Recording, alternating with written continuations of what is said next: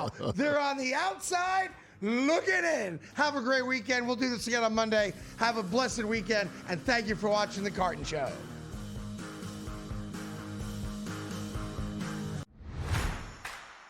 Well, the best part about it is that they're just going about handling their business. I was listening to Arvell Reese, and is literally like 5-word sentences about himself and some of the things that Caleb has been talking about. The dudes are just so locked in here about just doing their job and not worrying about all the other things and awards. They know all those happen when you go win and you win decisively. The Bobby Carpenter Show, only on SportsGrid. We're going to have bet tracking for the first time. If you have a FanDuel account, you'll be able to track your bet on the Prime Video games. And tonight, if you are part of the ESPN Mega Content Service, we understand from an organization called Antenna that 2 million people at least have the ESPN Mega Content or Unlimited service. You will be able to track your bets also on tonight's NBA coverage. So this is the beginning of a major new era for basketball on television. Newswire, only on SportsGrid. Like Marchand said, they're all a bunch of dirtballs, so I fit in with them. You know what I mean? Remember, like, the Phillies baseball team, like, with Kroc and Dykstra and all those guys? Like, yeah, they're just a bunch of dirtballs, right? And that's what the Panthers are. They're all the same. Like, they're all like to drink. They're all tough. They're all dirty in the corner. You know what I mean? They'll all do whatever it takes to win, but that's why they've won 2 cups in a row. In-game live, only on SportsGrid.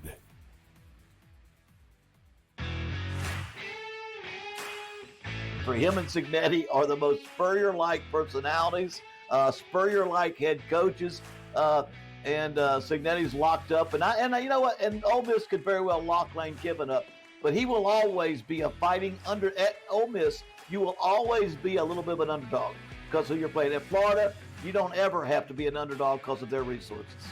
The Bowden Blitz, only on SportsGrid.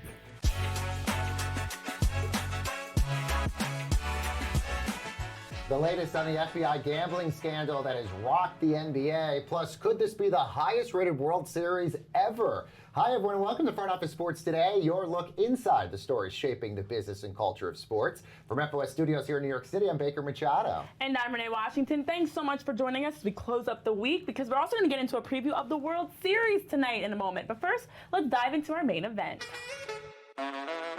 Well, the NBA is still reeling after news of Portland Trailblazers coach Chauncey Billups, Miami Heat guard Terry Rozier, and former NBA player and coach Damon Jones, all indicted in a pair of sweeping federal investigations into illegal sports betting and rigged poker games. Now, both Billups and Rozier are denying the charges and were placed on leave by the NBA until their court dates later this year. So let's bring in FOS reporter Ben Horney, who's been all over this for us. Ben, where do things stand now that the dust has sort of settled a little bit here? Yeah, I mean, the dust is still settling. So to your point, the NBA did respond, right? They said that they're kind of looking into this. The Blazers put Chauncey Billups on leave. Chauncey Billups and Terry Rozier were released from, they were arrested. They were released on bond. What's not clear to me still that I'm trying to figure out is where Damon Jones is at. He was also arrested. I don't know if he was released or not. And at this point, everyone is still kind of taking it in and reacting. There's still plenty to come. I think, as I said yesterday, like, this is the tip of the iceberg. We're expecting, the investigations are still ongoing. We really don't know, what will come next. Yeah, and so far, Ben, we've heard from the representation for Terry Rozier as well as Chauncey Billups some claims about not feeling like the case is a strong one. What are your thoughts in terms of the details that we've heard so far? How strong of a case does the FBI truly have with this investigation? It's a really interesting question. It's something I'm trying to find out more about today in talking to experts in that area. When you look at the indictment with Terry Rozier, for example, you look at the indictment, there was only one game that they talked about as evidence of this. Now, it's possible there's more evidence that they didn't include in the indictment, but I was going back to thinking about when the Shohei Ohtani translator indictment came out. There was like painstaking evidence showing phone calls and bank transfers, and just like it was so ironclad.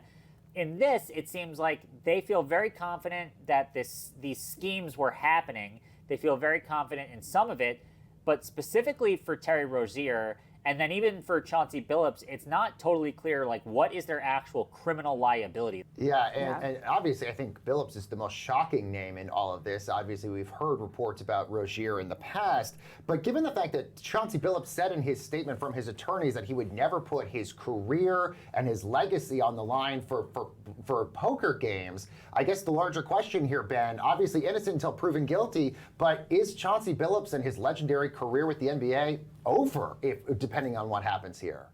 Yeah, I mean, it's, regardless of what happens next, it's hard. I mean, this is, again, my personal wild speculation, but it's hard to imagine him being welcomed back into the league, which is a pretty tough, terrible downfall for someone who really is a legend of the NBA in many capacities.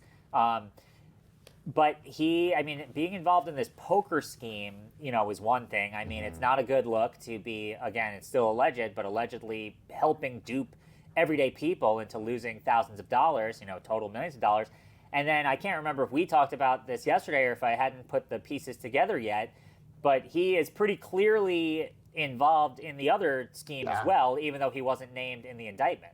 Yes, and it does feel like we're still getting so many of the pieces of the puzzle coming together, different reports that are coming out, including the NBA's involvement or knowledge in all of this, whether it's Brian Windhurst or different reporters that have come out. So it's been stated that the NBA may have swept this under the rug in regards to Terry Rozier's involvement. What do you know about if the NBA was aware of Terry Rozier's involvement in gambling and had any indication that they tried to sweep it under the rug? So what we do know is that the NBA has done their own investigations of this stuff. Now we were told that Terry Rozier and Malik Beasley, who again he also is not named in these indictments but is involved in the same situation, we were told that the NBA cleared them or didn't find any evidence of wrongdoing or whatever the language is that they used. It raises the question that it raises for me is, what were these NBA investigations? Yeah, didn't the NBA also say they don't have the investigative powers as the federal government, which is probably why they didn't come to this conclusion? Yeah. But, again, whether it's the Kawhi situation or any of these, I mean, these don't look good for the league. And we talked about how you need to find guardrails for sports betting. The NBA needs to figure out how to do these things, in a sufficient manner, because it doesn't look good when you say that, hey, we didn't find anything with Malik Beasley, and then later, Front Office Sports reported that he's still a subject in the investigation. Yeah, even though Malik Beasley's attorney says he's been cleared in all of this, but of course he hasn't been by the feds or by the NBA. Ben Horney, thank you so much, and of course you can sign up for Ben's newsletter, The Asset Class, over on frontofficesports.com. Thanks, Ben. Let's switch over into the college football games as we've got number 4 preseason poll Clemson not off to a great start in their season. We actually had a chance to catch up with quarterback Cade Klubnik. Let's take a look. All right, welcome back, everyone, to Front Office Sports Today with Renee Washington. I'm Baker Machado. All right, it's been a wild college football year so far, especially in the ACC, which has been chock full of a lot of really interesting storylines.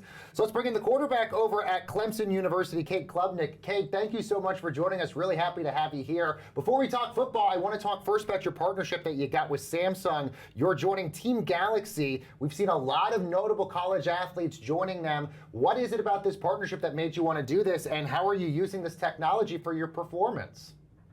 In terms of what I'm really getting out of it, I think just with their products, I'm really loving their watch and their ring. I'll be able to track my health and sleep scores and everything like that, and it's really fun to be able to kind of see that side of me that I can't really see with kind of some other products. So it's pretty cool. I'm kind of a nerd with all that stuff. And Yeah, it sounds like fantastic data you're able to get from that, Cade, and I'm sure it helps tremendously on the field. I'm curious your thoughts on the field in regards to what you've noticed about your team this season. Clemson's only had one losing season prior to this one in 1998. Obviously not the start you guys have wanted to the season so far. What are you seeing on the field that's really the difference in this season in comparison to previous ones? Yeah, I mean, it hasn't been the season that we really wanted, but we're going to continue to battle. And, that's who I am, and that's who this team is and what this program is. We're not a team that's going to quit and continue to battle every single week. Let's talk about your coach here for a moment, Dabo Swinney. He's obviously had a long relationship with you. Describe sort of how he is as a coach and what sets him apart from all these other coaches that are out there in college football right now. Oh, man. Coach Swinney's, probably my favorite coach I've ever had in my whole life. I mean, he is just unbelievable. I mean, he spent 5 minutes with the guy, and he is just, I mean, just so caring. I mean, you hear the term, players coach all the time, but he really is. I mean, he's won a lot of championships, but I guarantee you, when he retires, the biggest thing that he's gonna be most proud of is the impact he has on his players, because he truly cares about the 30-year-old version of us more than anything. And to be able to have a coach like that really, truly cares for you as a person, and 99.99% graduation rate, 100% job placement. He's setting up all of us for success way beyond football. And to be able to have somebody like that truly cares for us more than just the game is awesome.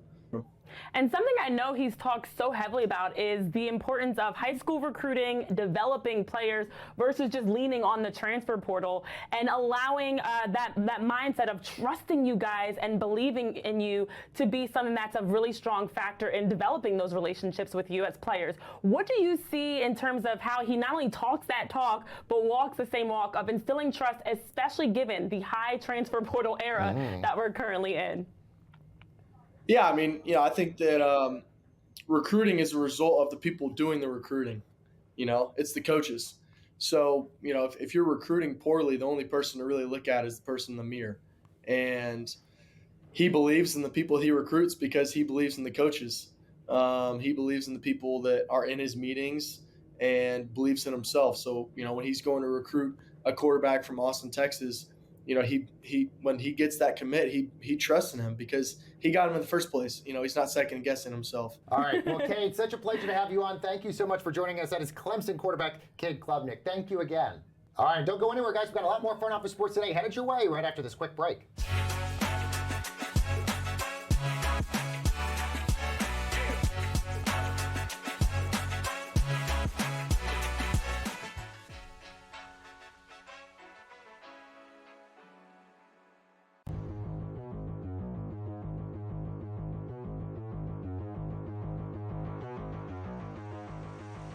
Buy or sell, Genty will finish the season as the top rookie fantasy running back. And I guess I would ask this question to you, George.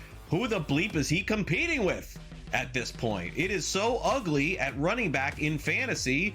RJ Harvey has done nothing. Omarion Hampton is hurt. Caleb Johnson, does anybody even know where that guy is? He doesn't even play for the Pittsburgh Steelers. I mean, what am I missing here? Oh, there's one. There's one that I'm missing. There's one that I'm missing. I'll name that for you. I'll name the guy you didn't mention there. Well, Henderson's another guy, by the way. The New England Patriots don't trust, right? They don't play him. But the guy that could compete with Genty, would be the name that you said you loved during preseason. You love this guy's name, Cam Scatterbo, right? He'd be the guy. He's right there with them. The only problem for Cam would be, A, it is the Giants. Their schedule is brutal. And B, Tracy should return. So that's going to take away. Cam will be the starters. I think he will be. But Tracy's going to eat up some touches there. So that's my only issues there. But I think he's the guy who competes with Genty for that number one overall role, which I'm shocked. I'm shocked that it's not Hampton, but he got hurt. Shocked that it's not Henderson, but they don't like him. Shocked whatever, RJ Harvey in Denver, whatever's going on here. Will he finish the season at his top? This is a little different when I say automatically take the field here because there's only one other guy. I'm going to buy this. Genty's the best guy, but would I be surprised if it's Scatterbo? No, I would not. Yeah, I'm going to sell this for the guy that I just forgot about in Cam Scatterbo. I guess the only concern that I would have, and it's a slight one, is that in a couple of weeks, Tyrone Tracy comes back. Fantasy Sports Today. Fridays starting at 3 p.m. Eastern. Only on SportsGrid.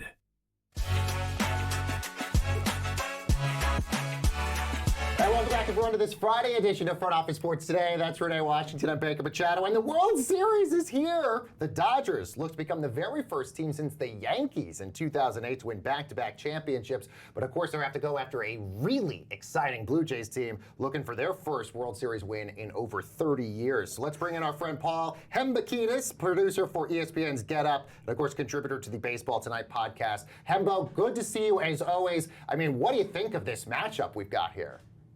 So high level, this is an absolute grand slam for Major League Baseball for so many obvious and even less obvious reasons. Let's start with the fact that Shohei Ohtani is our Babe Ruth, the most popular player on planet Earth, and the combination of he and Yamamoto and Sasaki are going to draw record numbers from Japan. We saw Game 4 of the NLCS do more than 10 million viewers in their native Japan, an enormous number. We, of course, know north of the border, the Toronto Blue Jays are the team of an entire nation.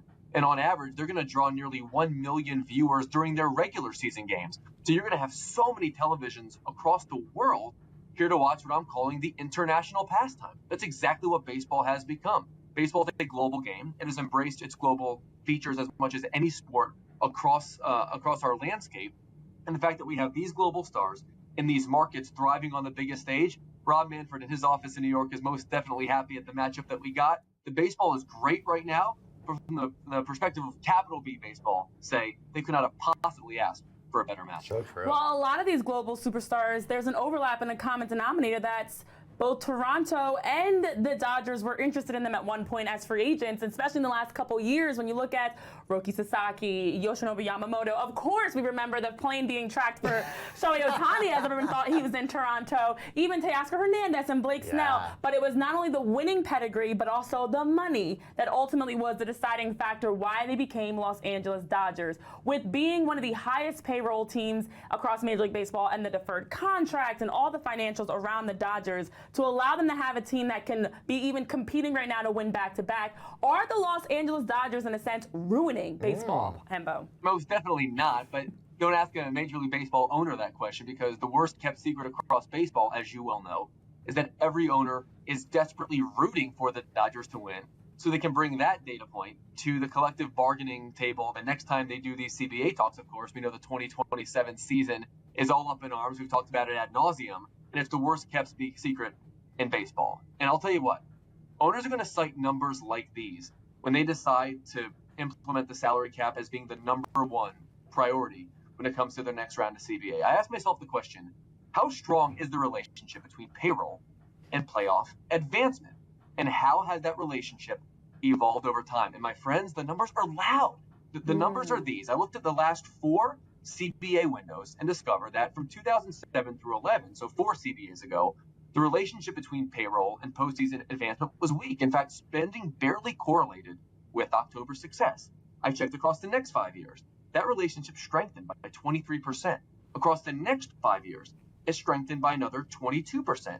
And since 22, so that is to say the current CBA, it's risen another 15%. So I'll do the math for you. When you take it all together, there is a 73% increase in the strength of payroll's connection to postseason advancement. And that's the sharpest sustained growth of any phase of team success, regular season record, or even making the playoffs. So that's a lot of math.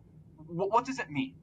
It means you can buy championships. And you best believe owners across baseball are going to cite this research and research like these when they go to those dreaded negotiating tables a couple years from now. They'll be saying per Hembo. This is yes, why. that is a Hembo stat, and I love that. And it makes a lot of sense because, look, we had the Dodgers-Yankees last year. We have the Dodgers versus the 5th highest payroll right now with the Blue Jays. So I guess my question would be, then does this make it maybe an equally matched series, unlike what the Dodgers got with the Brewers, where basically you have 2 teams that are spending tons of money on their players, that maybe this could go a few games?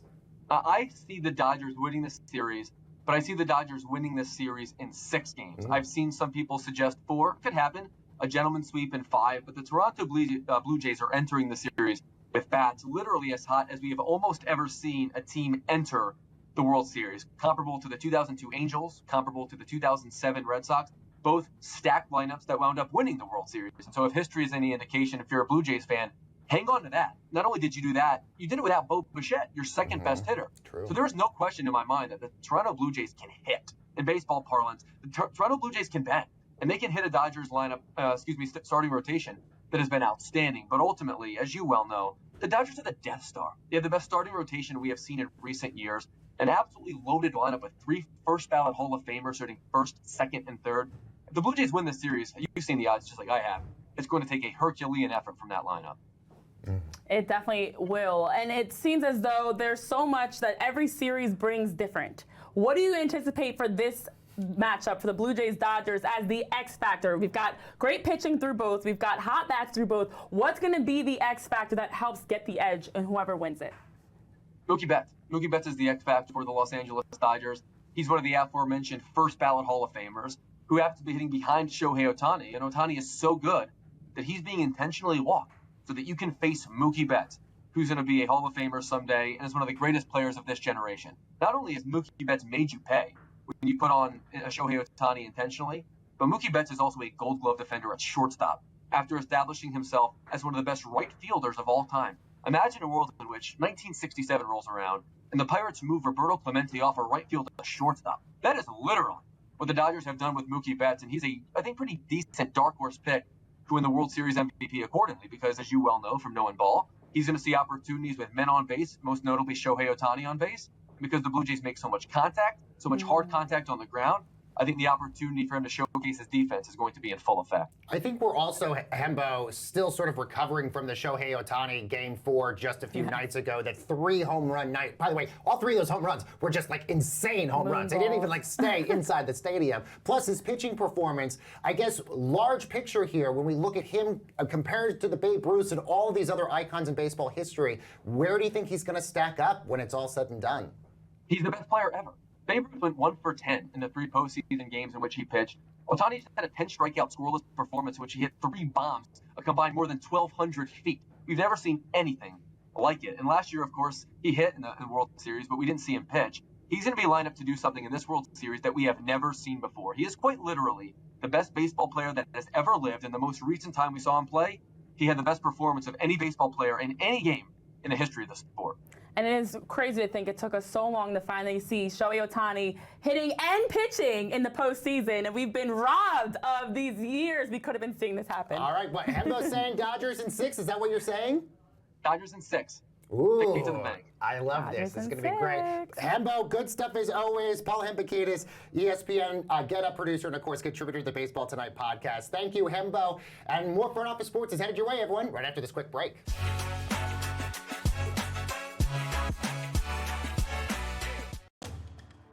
You just see Texas in any game, and again, Kentucky used to be able to put up points in the past. 43.5 is crazy because it just feels like Texas is going to come in, play really good defense, and try to like squeeze this game out. It'll be interesting to see because nothing got ailed from that victory last week. Texas is back. Like, I'm just being facetious at this point, but if we see one of those performances, like, hey, 17-14 Texas in the fourth quarter, yeah, come on, right? I mean, really? I mean, they got a gift last week. SportsGrid's College Football Today. Jamar Chase and T. Higgins, it looks like the Bengals fantasy pieces are back. What did you make of that Joe Flacco performance on Thursday night? Turning back time. Yeah, it was great for a guy like me with gray in the beard. I love seeing it. I love my representation. But at the end of the day, just from a wagering standpoint, if this continues, it'll give some consistency and it'll give some value back to those tools that you were mentioning on the Bengals. Fantasy Sports Today, only on SportsGrid. Defense is above average this year, and I think big picture they're going to be probably the most consistent moving forward. The problem I have is this guy, Trevor Lawrence, big picture. You got to take the good, the bad, and the ugly. And the ugly sometimes is real ugly. He is not comfortable in the pocket on a consistent basis, and that's a problem. Pro Football Today, only on SportsGrid. We've had an undefeated regular season a couple times in the NFL. The Patriots, of course, did it before losing in the Super Bowl to the Giants. The 72 Dolphins, of course, did it en route to a Super Bowl win. But to go winless is harder than to win every single game. And my New York Jets are well on their way to doing this. The Craig Carton Show, only on SportsGrid.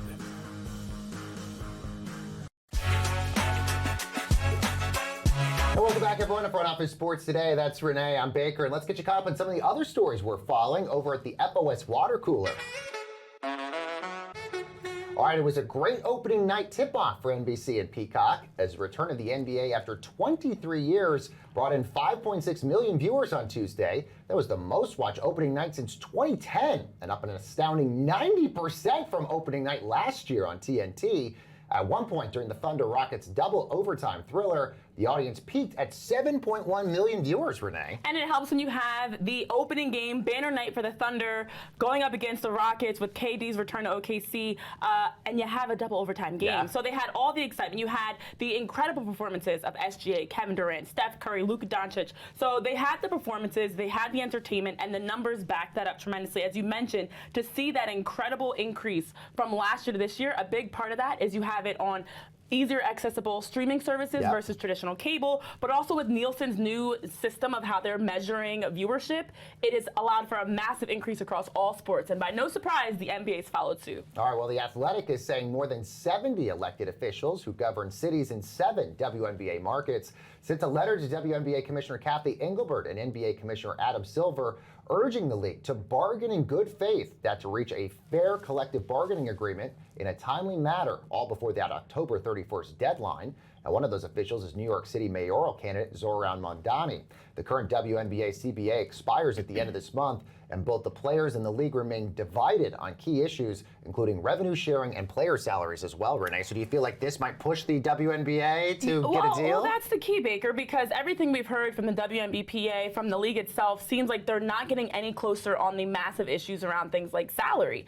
And so I know some of the officials that were included in this incredible 70 elected officials list were also mentioning the similarities between the fight that women have in general for maternity leave and care, child care, and other maternal and specific female issues that they feel like need to be addressed in terms of how women are treated in the workplace. This is no different in terms of the WNBA having players fighting for having the same support that the men do. So I feel like this should push things closer because it's bigger than the league. We're getting into politics, government officials that are also getting involved saying, listen, we need to get this CBA wrapped up because there are implications that are not only going to impact the WNBA, but can also impact these various cities and markets if we have any sort of work stoppage or labor stoppage. Especially because we saw attendance up in a lot of these cities, which helps revenue and all of that stuff in these particular cities, which is very important.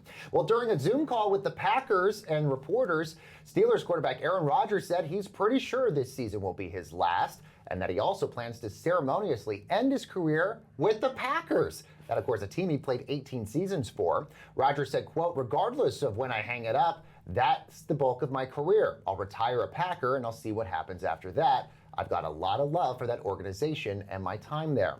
The Packers almost certainly would welcome Rodgers back, just as they did with Brett Favre, who was inducted into the Packers Hall of Fame in 2015, just 1 year before he was introduced to the Pro Football Hall of Fame, Renee. Listen, I get it. For Aaron Rodgers, this is where you won a Super Bowl, Super Bowl MVP, 4 regular season MVP awards, a ton of different accolades. He still has a lot of the records that he holds in terms of passing and quarterback records during his time with the Packers. We understand. And then, of course, he even backed it up saying beyond the success on the field, it's the tight-knit group he was a part of. It's the fact he loved playing in Lambeau Field. That community was so special since when he was drafted in 05 to when he left in 2022 to go to the Jets, that it helped literally grow him. He made a lot of money there. He developed in terms of his professional career. But you don't say this before you're going into playing the Packers. Wearing a Steelers shirt. Yes. Thursday, heading into the weekend's games. The timing, and Aaron Rodgers does not care about any of that, as we know. But I was like, this is so on brand for Aaron Rodgers to come out. And he could have just said how he loves and respects the Packers. You don't have to talk about their retirement. Because I wouldn't be surprised if he retires with them, plays a game, does one snap, takes a knee, retires. Great, but not now. Let's wait to have that conversation until later. It was also, I think, expected that he was going to go with the He's going to go with the Jets? It's not a surprise. Retire with the Jets, right? Well, U.S. Soccer honored the career of legend Alex Morgan this week during the U.S. women's national team match against Portugal with a framed jersey with the number 224. That, of course, is the number of appearances that she made for the team. Morgan retired last year with the national team as a 2-time World Cup champ and an Olympic gold medalist. And last month, the NWSL San Diego Wave retired her number 13 jersey. She also became a minority investor in the Wave earlier this year. What an amazing career I'm so happy for this because Alex Morgan, when she retired last September, she was expecting a second child for her and her husband, and it happened like middle of the season, or towards the end of the season, to be honest. And so she didn't get that true farewell tour. It's the passing of the torch to the next generation. It's her being honored where it all started with the national team. And then Abby Wambach, her fellow teammate, one of the other most prolific scorers in women's soccer history, dousing her with pink pre-wrap, which is an iconic Alex Morgan component. So all the little details they got right in how they honored her. And last note we have to say today, this will be Renee's final show joining us here on Front Office Sports today. I know I speak for our viewers, our fans, and everybody else how much we love you and have appreciated your presence and your perspective and everything that you've brought this show, and we'll miss you so much after this. It's been a pleasure being a part of Front Office Sports today. I thank all of you guys for tuning in to watch us each and every day, talking all the incredible stories, and I'm excited